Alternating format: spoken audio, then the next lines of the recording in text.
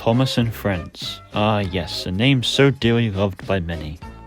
It's become one of the most successful TV shows of all time, with merchandise, toys, DVDs, and even theme park rides all in its name and in its honor. Yes, Thomas the Tank Engine has a legacy that will truly never die. But what if I was to tell you that it wasn't actually the first attempt to adopt the Railway series books? Alright, you probably already knew that. But for those people who don't, here's a quick summary. In 1953, the BBC stormed into Eric Murat's house and proposed the idea of adapting 2 stories from the Railway series to television of that same year, with the first story they wanted to adapt being The Sad Story of Henry.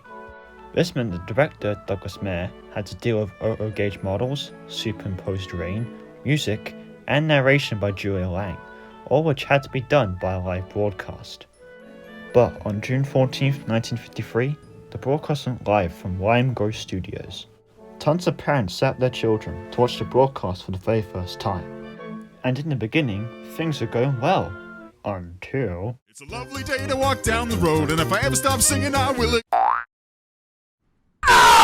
That's right, the engine derailed as the broadcast was happening. This was due to a set of points telling the BBC to get bent. But to the surprise of the viewers, this happened.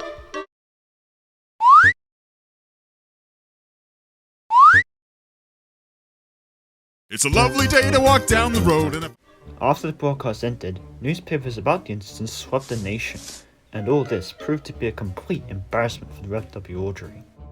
It also meant that the other planned episode was pushed back, but was eventually cancelled. There were several attempts to revive the series, but all of them proved unsuccessful. So as you can tell, 1953 Thomas the Tank Engine was a literal train wreck. But that got me curious.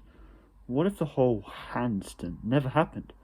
And if so, would have 1953 Thomas actually been a success or not?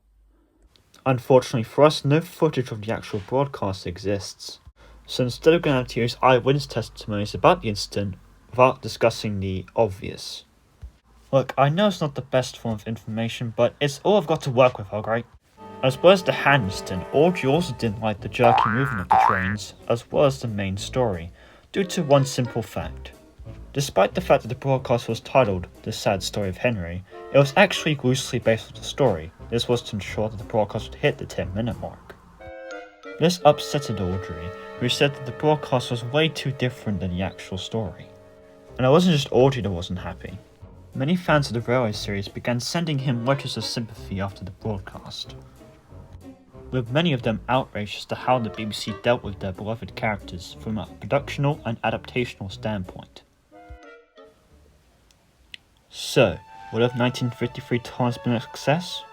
Due to all the evidence I can find, it seems most likely that it wouldn't have really, well, taken off, let's say.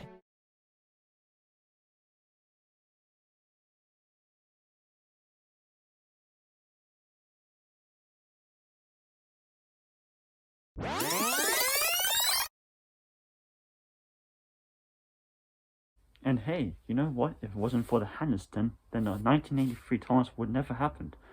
So I'm not really complaining that much. High five, man. Comedy.